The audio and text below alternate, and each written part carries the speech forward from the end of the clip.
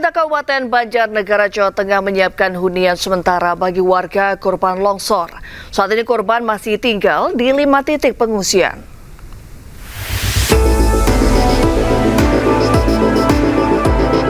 Material longsor yang berasal dari tebing setinggi 100 meter melululantahkan bangunan rumah milik warga.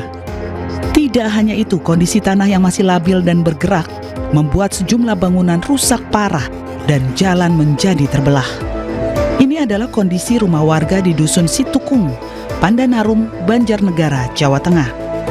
Data dari Badan Penanggulangan Bencana Daerah, BPBD Banjarnegara, rumah rusak berat hingga rata dengan tanah berjumlah 48 rumah. Saat ini, 1.019 pengungsi atau 335 kepala keluarga dari 195 rumah berdampak langsung bencana longsor masih tinggal di pengungsian.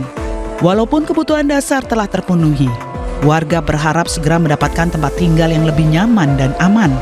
Pemerintah pun menyiapkan hunian sementara berukuran 7,2 meter dengan ruang tidur dan dapur sederhana sebanyak 50 unit. Rumah sementara ini dibangun di tanah seluas 3 hektar yang berlokasi di lapangan bola Desa Pandanarum. Lokasi ini berjarak 4 km dari pemukiman lama milik warga korban longsor. Berkembang. Kurang lebih nanti pada akhirnya itu sedang kita verifikasi ulang, mungkin bisa sampai 200 rumah yang kita relokasi. Karena yang di bagian atas jelas tidak bisa digunakan, yang tertimbun tanah jelas tidak bisa digunakan. Lalu beberapa tanah yang sudah mengalami retakan-retakan kita sedang menunggu kajian geologi sampai titik mana batas rumah warga yang masih bisa dihuni. Sehingga batas itu yang sudah tidak bisa dihuni kami harapkan bisa relokasi ke wilayah ini.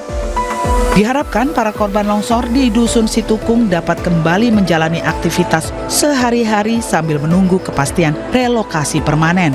Pembangunan hunian sementara diharapkan dapat mempercepat pemulihan warga terdampak dan mengurangi resiko tinggal di daerah rawan bencana.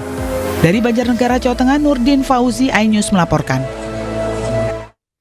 Kembali di iNews Prime, pemirsa, sempat terjadi letusan sekunder Gunung Semeru. Kondisi di sekitar jembatan Geladak Perak, Lumajang, Jawa Timur dipenuhi material lahar dan abu vulkanik. Pohon-pohon di pinggiran sungai juga mati akibat terkena material vulkanik.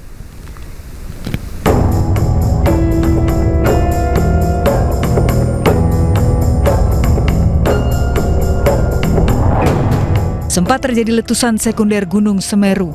Kondisi di sekitar jembatan Geladak Perak, Lumajang, Jawa Timur dipenuhi material lahar dan abu vulkanik. Dari rekaman drone BNPB, sejumlah petugas masih berjaga di sekitar jembatan Geladak Perak. Material vulkanik membuat jalan di sekitar jembatan sangat licin dan berbahaya. Kendaraan yang melintas di atas jembatan harus bergerak perlahan. Ketebalan abu vulkanik mencapai 5 cm di sepanjang jalan. Kepulan asap putih juga masih terlihat di daerah aliran sungai di sekitar jembatan Geladak Perak. Selain itu, pohon-pohon di pinggir sungai juga terlihat mati akibat terkena material vulkanik. Dari Lumajang, Jawa Timur, Tim Liputan iNews melaporkan. Ya, di tengah bencana erupsi dan lahar dingin Semeru, banyak warga datang melihat dampak bencana erupsi Semeru. Lokasi tersebut menjadi tontonan warga dan wisata bencana. Jamus lehare darem mere jamus lehare akan tak ke wisata bi orang jamus leh padahal are musibah. Badan Nasional Penanggulangan Bencana mengeluarkan perintah melarang warga berwisata di kawasan terdampak erupsi Gunung Semeru pada Senin 24 November 2025.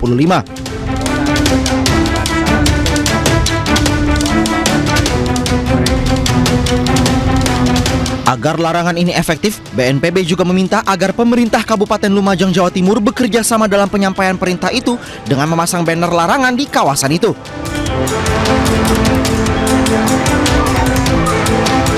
Langkah ini dikeluarkan sebagai respons setelah banyak warga datang untuk melihat dampak bencana erupsi Semeru, sehingga lokasi itu menjadi tontonan warga dan wisata bencana.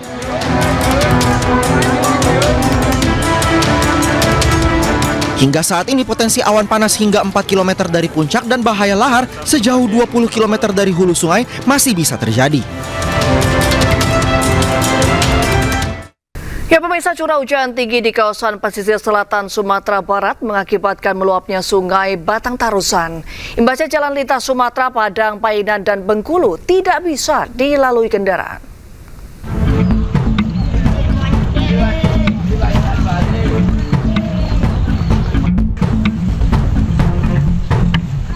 Beginilah kondisi banjir yang merendam Nagari Duku, Kecamatan 11, Koto Tarusan, Provinsi Sumatera Barat.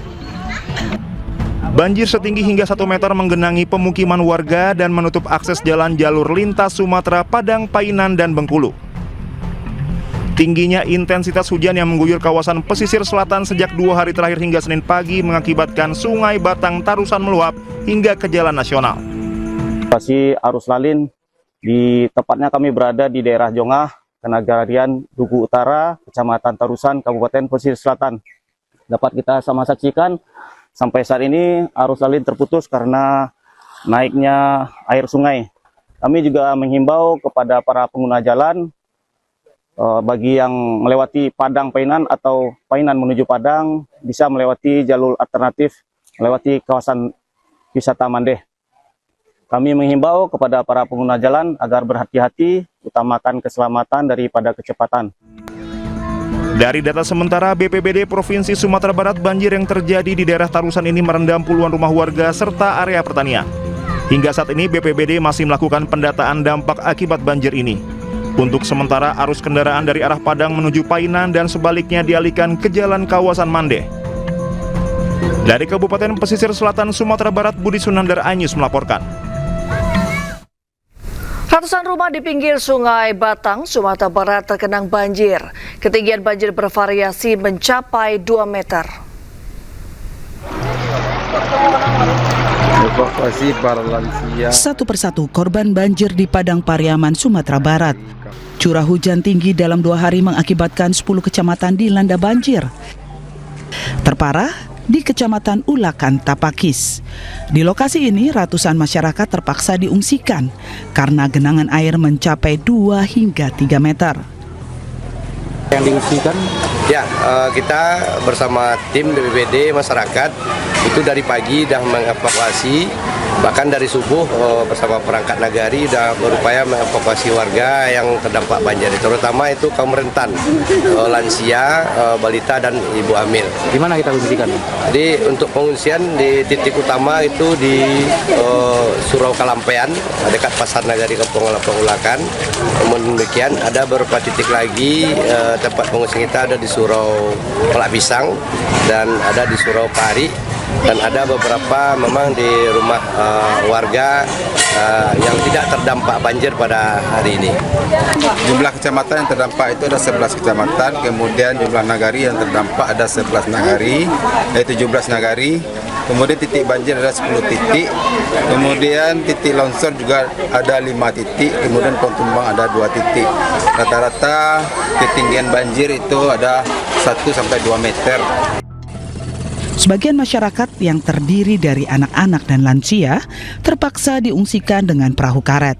Mereka diungsikan sementara di surau ataupun di rumah saudaranya yang dianggap masih aman. Akibat hujan deras, selain banjir ada 5 titik longsor dan 2 pohon tumbang. Dari Padang Pariaman, Sumatera Barat, Eka Guspriyadi, iNews melaporkan. Tim Advokasi Hukum Universitas 17 Agustus Semarang mendatangi Polda Jawa Tengah mengawal kematian dosen cantik Dwi Nanda Licia Levi. Informasi lengkapnya kami hadirkan usai jeda.